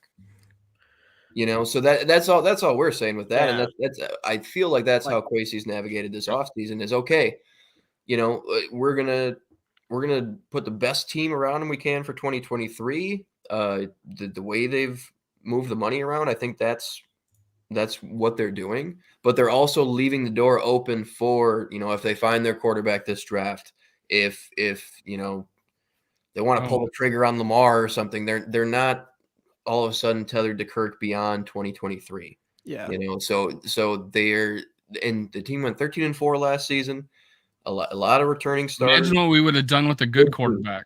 It's a good team, and it's a bad. We would have won the Super Bowl, mate. We probably would have won a Super Bowl. No, I'm still on the. No, I think I'm it was still the on defense. Kirk Cousins. I'm still. I don't like. I still take everything, all these moves as they're not. I don't think the Vikings front office is convinced that Kirk Cousins is that guy to bring them a championship. Especially, maybe they're concerned about his age too. That's a big thing they're as towing well. the line. Yeah, so that's like the thing. Like, there's no question in my mind that they're taking a big step towards finding a replacement for Kirk Cousins. Yeah, I think I Eventually. agree. Yeah. I mean, I not think obviously. I think their I thought think they would process- take in Dave, a you don't 1-year agree. extension. That we're going. Hey, what are you No, talking about? You I'm just said crazy. everything. I'm this No. big Kirk stan that wants to marry him and have him play in purple till he's 70. Yeah. I'm being told. I think But the I plan literally is, talk about drafting quarterbacks I all think the the time. plan is if Jamie, I'll disagree with you a little bit, because if they didn't think that they would have a shot with Kirk, they would make no signings this year, and they'd be all ready to let it all play out. Oh, I don't think. Of course, they don't think they don't have a shot with him. But I think that's why I they're think making the that. short. That's why they're making these signings for this season, because basically what it is you have these guys in house. You'll have Davenport here. Yeah. So if he plays well this season, that's It's just the one, that's just one competitive example. rebuild. It's a competitive rebuild. Quasi looks at it and thinks he's in building. I can work out an extension with him right now, and I will Go to do the that. Zone podcast. So I think it's definitely a feeling of he's our best option now. But yeah, we don't want him for 2 more seasons, because we do want to look forward to what if we did have a young guy here. They're definitely It's taking definitely a big competitive step rebuild, looking for sure. forward. Yeah, Definitely a big step Yeah. looking forward. Of course, they're going to be like, we can still win with Kirk Cousins. I mean, what do? You owe this guy tons of money and he's guaranteed contract. You have no choice. But I do think, like, if we were to do a 1-year extension, I would have been fine with that with no trade clause. And if he has the same season as he had last year and the season ended and we had the opportunity to get some value for him without the trade clause, I would have been, I thought that would have been a potentially smart move, even though I'm sure Kirk would not allow that to happen. This whole idea that Quasi has come to the, come to the epiphany, and KOC has come to the epiphany that they can't win with Kirk. They would, if they thought that, they wouldn't extend him last year, and they wouldn't have offered him an extension this year of 1 year. And they wouldn't have made any signings. But they're definitely not confident they can, like. No, they know they have an older. They know they have an older quarterback. Said if Kirk Cousins, I said this last night, and Justin goes, "Thank you." I said if Kirk Cousins was 28, coming off of 2 Pro Bowl seasons and setting an NFL record, he would have wrote his own check. If he was 28 years and then old, we would have made his own check this year. He would have got our ass. He's 35. He would have got our ass again. He would have been 30. We signed him when he was 30, right? So, but now if he was 28 going into a next season, he would have wrote his own check in the NFL, coming off this season. Would have wrote his own check. Well, and Quasi said as much. He didn't say, Kirk's the shit, man. We're going to win the Super Bowl no matter what because our quarterback's the best. He said he feels that Kirk meets whatever threshold he holds where it's a possibility that you can get there if you're able to build a solid team or a better team around him. And that's what I think they're trying to do is they're trying to field the best team for 2023, see where that leaves them. And they're also leaving flexibility to move off of Kirk pretty feasibly, especially if the rookie who takes over. 28-5 dead in 2024 is probably pretty palatable if you get your guy on a rookie contract and you feel comfortable with that succession plan. They don't have unlimited options for 2023. They can't say, oh, okay, well, I don't think he's going to win the Super Bowl, so I'm going to find a better option and make that happen. There aren't that many. So they're just putting themselves in a position to move off of him if that is the right thing to do at the end of this offseason, which it probably will be. And did you notice the way the void years were structured, that they made next year a bigger void year? Right. Meaning that they left it room to, if they did extend them, they have lesser money in those void years. That would be after 2024. Yeah, they didn't make them even. They didn't make them even. They made the first year a bigger year. Yep. Is it true that is it true that if they just if they let him walk after the season, that all of that cap hit occurs in 2024? First year, yeah. 28.5 million dead. Yes. Okay. If we have a rookie, we can eat that, right? Exactly. Right. So that almost it does feel like that's the plan. That's Well- it kind of goes back to drafting a quarterback. That's really where I feel the plan is. It Yeah. does. Well, sound why that's didn't what they they're just saying, make them right? all Yeah. even? You know, why did they just make Well, them all there was even? already, if I understand it correctly, there was already void money assigned to 2024. So when you can still say, okay, I'm going to put $3 million here to make it even. You take still the could rest do of that. his bonus and you prorate it out, it makes that amount even over the next few years. So next year already He was had offered an more, extension so you wrap. added the same amount to next year, the same amount to the following years, but there was already void money attached to 2024. So that's why it increased. This is what I'm talking about. Rap thinks it's my idea that extension would happen when he was offered an extension. Imagine that, a show that goes on There's for no about silver 45 lining. minutes talking about Kirk Cousins. And Yeah, I know. However could that happen? So, anyways, what do you guys think we're gonna do in this draft? What positions of need do we need again? Oh, that's what it was about. That's Yeah, right. that's what it was about. Speaking of that, John, did you still have that? I know we talked way past it, but do you still have that picture? Oh yeah. Yeah, I want to Sure. see that real quick. Yeah, that shit's funny. Rab, we love you, man. We love you. I must love you to spend Oh, yeah. so much time with you Yeah. late at night. 4 hours. You guys can have completely different positions on a topic, and you guys still will go 4 hours on it. That's true real love right Yeah. there, man. I love Vikings fans. It's good. It's a good time. All right, Dave, we'll bring up your All picture. right, so this is Here we go. Oh. Meme time. There it is. So what do we got here? We got Kyler Murray's focus, focus. other than Call of Duty, of course. Davis Mills' neck. Kirk Cousins when it. I love that. Kirk Cousins when it's not 1 p.m. Joe Burrow. This is like whoever created this was perfect. Joe Burrow's hand. I wish it was Kenny Pickett's hand because Kenny Pickett's hand's a little smaller. I think. They would have to have a glove on it though. Maybe that's Yeah, why the glove too. They should Yeah. have 2 gloves on for Teddy. Dak Prescott's interceptions, James Winston's appetite, which is crab legs, obviously, right? Crab legs. Zach Wilson's leadership, the best in the game. Trey Lance's health. Yeah, that's not good. Daniel Jones' balance. I think that's because he Watson's fell when he running for that touchdown. Yeah. Deshaun Watson's horniness. I mean, you could maybe put Zach Wilson under that a little bit too. That's what we were saying earlier. People asked about Zach Wilson becoming a Viking, and I was like, I don't think KOC and Kwesi would take that risk of bring a young head coach bringing in. That's a Rap's quarterback. boy, man. That's Rap's boy. Yeah, but he's gonna take. I mean, Did he you might hear take how I the introduced wife. him last night? Did you hear how the president of the Zach Wilson Cougar fan club, RAP, from Purple Pocket Podcast? Oh, To be fair, I would be fine with bringing in Zach Wilson. If we didn't gave- talk if too we- much. trade like at this point, his value, especially when they get Aaron Rodgers, his value has to be so low. It's like I'd take us. You never know. Mhm. Hey, let's You have never know. Hey, I don't have a guest for next week. Let's have the zone on. Do you want to have the zone on? I'm down. Let's do Hey, it. zone. Mac I'm gonna Jones ankle- Zone, we're gonna have you on next week. You'll be our guest if you can make it. Oh, and put the zone. We need a D tackle. No, if you get a new quarterback, the D Jackson's tackle will take agent. care of itself. Zone. Get a new quarterback, the D tackle's fixed. But I agree with you. We need a D tackle. That's my number.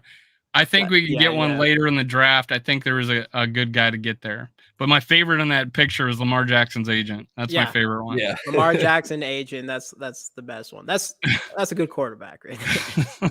Oh, man. That's Zach Wilson. That's fan. the added See, touch. join That was my the cherry fan- on top. Oh, there we go. See, join my fan club. Join my fan club. The Zach yeah, Wilson Zach fan Wilson, Zach man. Wilson If you can Cougar get him fan cheap club. enough- If you can get him cheap enough, why not? A second overall quarterback from just 2 years ago with obviously a lot of issues, but I mean, we take a chance. We've used like 4th round picks on a lot worse than taking a chance on an old 2nd round quarterback, 2nd overall quarterback. Dude, I'm a huge I like huge fan of Kancey a Kancey. lot, Yeah. dude. Who's What do that you guys quarterback think we of, went and traded for mid-season? Freeman? Was it? What was Oh his my name? God, let's not even talk Bradford? about the Josh Freeman Oh, experiment. Josh mid-season, Freeman. yeah, That's us Did we going trade after for him Josh mid-season? Freeman. Yeah, you don't remember that? It was the Christian. I Ponder- Christian Ponder remember last John. I season, yeah. forget. We like, we how played him the got same week that a week after we got him, and he was one of the worst quarterback He games. was a I've ever first seen in my round life. quarterback, right? I think. Yeah, He was like He an was first he was rounder. like Tampa Bay's guy for a Mm-hmm. Yeah. second. I was like excited. I'm like, oh my god, Josh. I know, me too. I know we get got by quarterbacks constantly. I'll take Zach Wilson as long as Kelsey's wife. That's what I'm saying, JD. That's what I'm saying. That's why that's one thing that Rap has to keep in consideration is, we can't have Zach Wilson coming in and messing with our coaches' wives, dude. Yeah. Though, and one rule though with a different quarterback, if we do go Hendon Hooker, he's got to get a boat. He's got to get the team together and take it out on Lake Minnetonka so we can get another boat with a hooker on it. And Jamie will be there stripping. Oh yeah. If they John, pay, you they gotta weren't here pay when me for Jamie. that. They gotta pay me for that. That's what I said. I'm like, I'm cool. Like, I don't Right care to Wabi- what right part to of the Wabi's Vikings face. organization. He said to organization I Wabi's need to face be. that I'm so excited. I would have been the janitor stripper on Lake Minnetonka to be able to do what you did. Yeah, I mean, Oh, hey man. Vikings, The I'm still best here, man. clip If of you our guys show. if you guys need some strippers, I'm in. Right. I'm in. Shit. On the Cansey thing, how do you guys feel about Adebaware? So Attaboy. I don't know enough about him, Right. I guess, other than that I mean, he's an try the first name. athletic freak. Yeah. I mean, what? Because I don't. What's his size? Obviously, would be. I think it's slightly less than Cansey's, right? Like it's not even that much smaller than Cansey.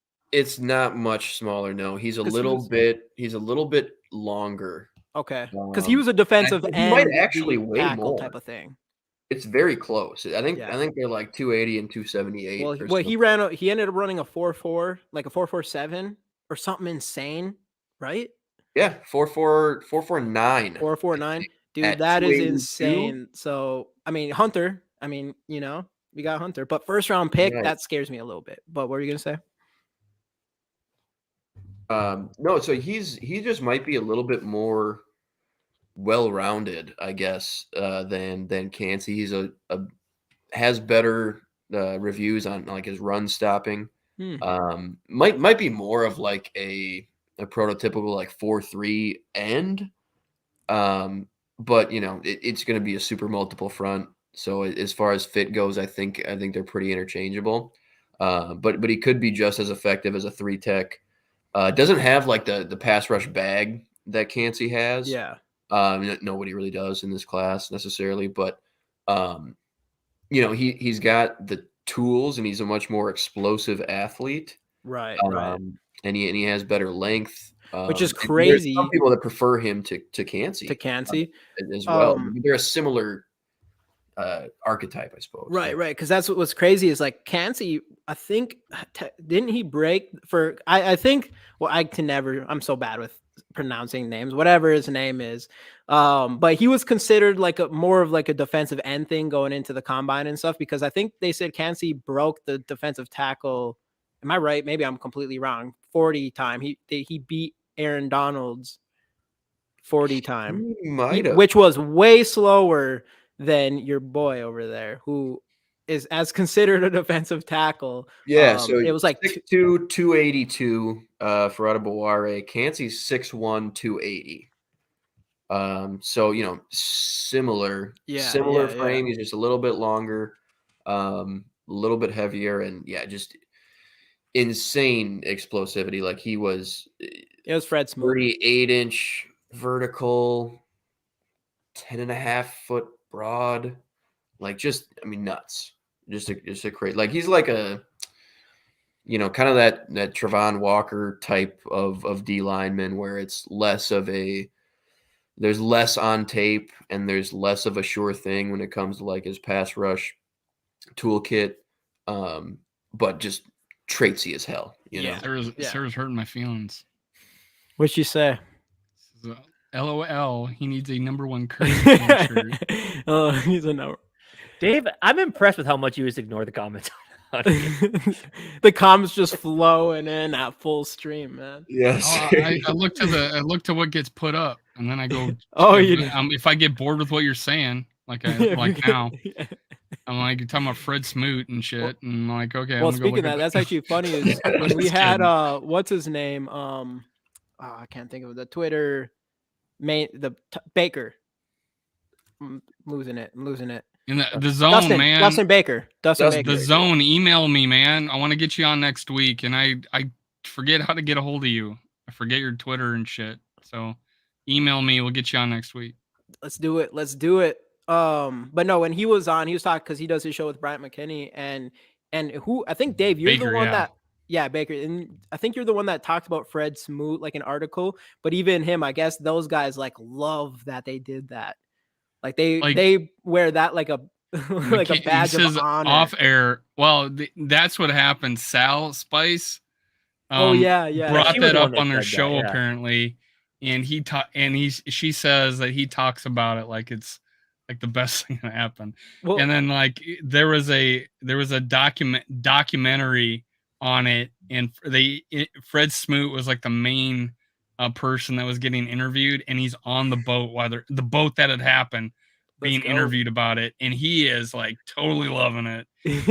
I mean, I think he even sells T-shirts about it. I think he's that excited. It's about so funny how much they just love that. And McKinney was there was an article by Maxim magazine. It was 7-8 pages long, and there had pictures with people with grayed out faces, and it's graphic. It is absolutely graphic. And McKinney and Smoot were the two worst offenders. It was ridiculous. Yeah, it was, Moeldy was there. Well, I mean, Dante was there, but he says he was more. He was just playing poker. But there was $1 bills all over the floor. Yeah, right. He's the quarterback. You do whatever. Well, that's what they were saying. But yeah, I think that's why we still hold the arrest record. Yeah, it is. It literally is. Man, they all did. There was a good, there, unfortunately.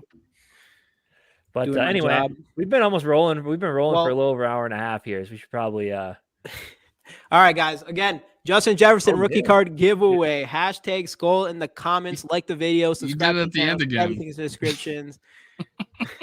We were too busy. You brought it up earlier. You brought it up earlier, but I didn't see any. There were some hashtags in there. Skol. Oh shoot! Know what? Did you not have it up? I didn't even do the giveaway thing in there. Well, everybody who's in here, I don't care how many it is. Okay, you got better odds. Yeah. You got better odds. Someone wake up the zone to have them respond to me. You probably left. Probably watching. I can't believe I didn't do that. Yeah, Dylan's not even tired yet. He says he's used to 4 hours. Oh, they're in now. All right. Yeah. So hashtag Skol. Everybody who's in here, hashtag Skol in the comments. Only you got to be here to win at this point. But like JD said, hit the like first, people. Hashtag Skol. Let's get them in. Speaking of T-shirts, do they still do malls still have like airbrushers that you could go to? I don't know. I haven't even been in a mall. I get my Kirk. I'm not gonna get a Kirk Stan shirt. I'll get a Kirko Stan shirt. That would be great. Do it. Just really lean into it, Dave. Feed into this shit. Dave. Yeah, I really should. I should become the most devoted fan. Do it. I get one of those shirts. Kirk till 75. Where it's 75. Like a T-shirt, but just make it like a shirtless Kirk T-shirt with the chain on. There you go. Yeah, there you go. Nice. Eat pack abs. Nice. Yeah, dude. I am this jacked all the time. I was this jacked my whole life. That would be great, dude. Are those even made? Are those not made? Nobody did that. There's people that have. That sounds like a perfect they idea. Should be made, yeah. That would be perfect. People had. Yo, Skol Mafia, Sarah, you email me. My email's in there. Make me a shirt. I'll wear it. I'm kind of a hefty dude, so I'm not going to say my size, but go ahead. Just imagine. I am Eric, the Purple what's going Hulk. on, man? I don't know if I've seen you in here. I am the Purple Thanks Hulk. For popping in. Oh yeah, I mean, you know what? He's got his own YouTube channel now. Johnny Football's got his own YouTube channel. Put it in the chat, and we'll get it. We'll get you kicked off here. I forgot. We're on Bite Size Sports. That's where you can find all my shit. You have your own personal one now too, right? No, so not nothing on there yet. Anyway, nothing in the work. Everything, all my content. You still have subs though. Bite Size Network. Yeah, that's true. You can still have sub. At least put it in the chat. Type it in the chat. All right. Put whatever you want. Put both of them in the chat. Put both of them in the chat. Everybody in here, go subscribe to whatever John puts in here. I think you should change the Giant Football. I gave him that nickname, Giant Football. Yeah, and look at the books he has in the background. That's all football. I might have to. I mean, the pass coverage glossary, the RPO Bible. What's that middle one? What's the middle one? Yeah, This Skol is Mafia. It's You won a green. card I on don't- Monday. I was trying to get a hold of you on Quarters. what is that? Kenny Ratledge. Quarters-based defense. This Oh, is yeah. why I asked him to be on This is our why show. John is he's a regular on this show as well. He comes in with the knowledge. I mean, it's pretty Well, obvious. hey, he brought the whole Kirk conversation kind of back down to an even level. Oh yeah, dude. He's already controlling this thing better than we can. I mean, he's a Yeah, prodigy. try to be a He's Kirk centrist. It's a Kirk Yeah, centrist. That's how we do it. No, That's how we do it here. No, you're getting a Yeah, Skol. I think you're getting a shirt too. Sarah's getting Johnny a shirt too, man. All right, make me one. Skol Mafia. Go on Twitter and just DM Regular us John. on there. Find us Regular on there and old DM John. us if you're not already. I tried messaging you under a tweet, I think, or something like that. But just go on there and DM us so then I can for sure get you your card. But you definitely did win one on Monday, and I want to make sure to get that out to you. Regular Yeah, if John. anyone's interested, this is my Twitter on below me too. Oh, there you go. Perfect. Oh yeah, we talked about Bryce Ford Wheaton. Big dude, man. Yeah. Runs a 4.36. Right? That was the guy. Hold it. 4.38. Yeah, we talked about him. Yeah. I think it's 4.38, but yeah, he's in the 4.3. 3.8. Sorry, I was Yeah, I was 0.02 off. I'm sorry, 0.02 makes a Johnny. difference, man. I'll get 0.02 back in makes my a corner. Yeah. It does. I'm That is- All right, we're gonna 9.3? run this. We're gonna run this. Actually, I'm just gonna run it right now. I just have to find. I have like 20 tabs up, so I have to find. the right one. Okay. Okay, we're good. If All they right. run big, Sarah, a double X. If they run big, a double X. I'm wearing a double X right now. and it Again, that runs cursor. big. If you get a deal on multiple, Sarah, I'm just a large. I'm not. Don't get me one, but like draw something funny on his face or something, and then I'll wear it. Got that, Sarah? And he just I want a custom Sarah, one, but it has I'm to a- be like not pro Cousins. Sarah's got me. She knows exactly what if you to think do. it doesn't run big, give me a triple X. I'll wear that too. I'll There wear it it is. every There it is. show. No, I won't. But I'll wear it for a lot of shows. Any show with rap for sure. Oh, there I you will go. wear that Absolutely. with Justin every week. Justin, okay, I'll yeah. wear it on Under the Lights every week Every with single Justin. Yeah, that's the show to wear it on. That's happening now. We gotta make it happen. All right, I'm running this. Boom, let's go. Who do we got this week? We got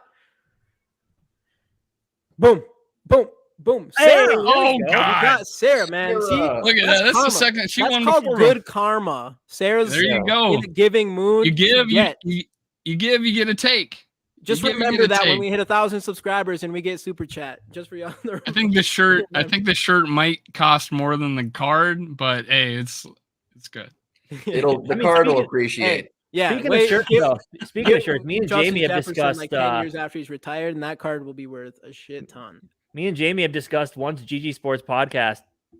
Maybe once it hits 1,000 subscribers, we might do like a mass T-shirt giveaway on a live stream. at some T-shirt. We'll point, give so. when we hit 1,000 subscribers, we're Oh, going yeah, to you guys give got away a merch. bigger card too. We're going to give away a pretty good card when that does happen. We're So at 710, so we're not close, but yeah, we're getting start making fake accounts and subscribing to we us. got- count that.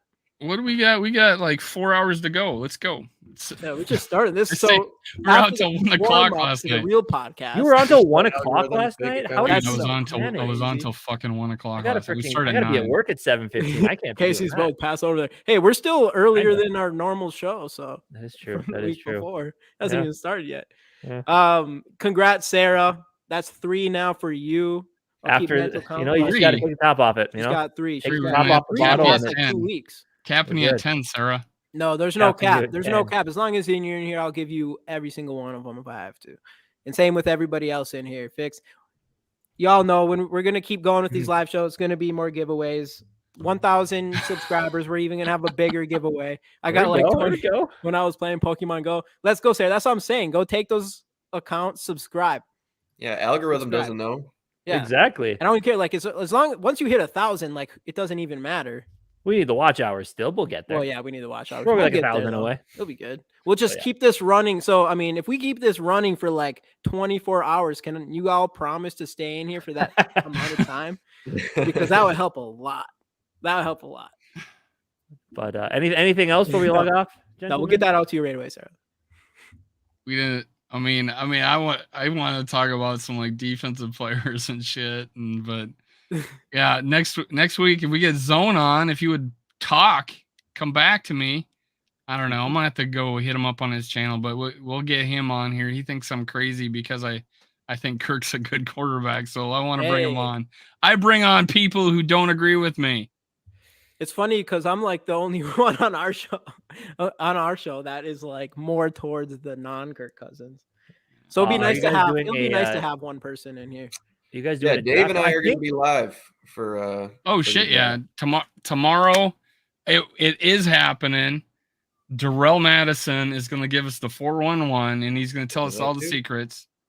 Probably not, but I'm going to ask the questions. And we're having Darrell Madison on tomorrow. 9:00 Eastern, 8:00 Central. Be there. Be there. There we go. Let's go. I think there is a big purple and Skol draft show going on Thursday night draft night. So I believe. Yeah, the plan is to do, I think, day 1 and 2 of the draft will be.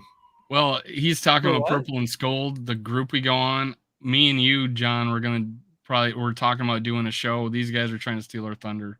Oh, what? I don't even know what you're competing talking with them. What are you talking? I don't even know what you're talking about. Me and John, I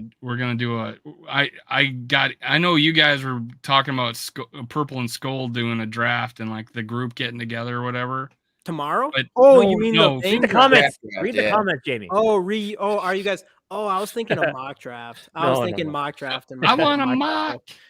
I want a mock. That's my favorite thing. But yeah, it's been my lifelong dream since I was 19, looking at a 19-inch Zenith. I'm gonna tell the story again.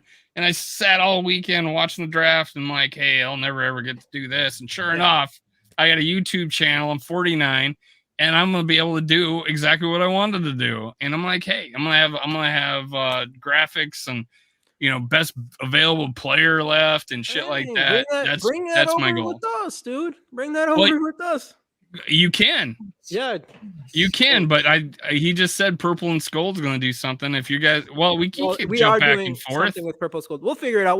No matter what, no matter where I am on draft night, I am giving away that away? I'm giving away this on draft night. That's worth it right there. I'm going to give away. Yeah, this is like a $70 card right here. PSA 10 Justin Jefferson rookie card. I'm going to give away a bunch of cards that day. And if we have merch by then, we'll give away some of that as well. So anybody who jumps in there will have a shot at that wherever we may be. But yeah, absolutely. But I was probably going to get a Justin Jefferson one of these and give that away. I don't know. We could get all of us through this. I had a Tim Brown Raiders one like that of him making a one-handed catch. That was my favorite toy growing up. I think I have the Randy Moss with the Afro one hidden away somewhere, but I can't remember if I have it or not. Those are so cool. I love those. Let's go, Sarah.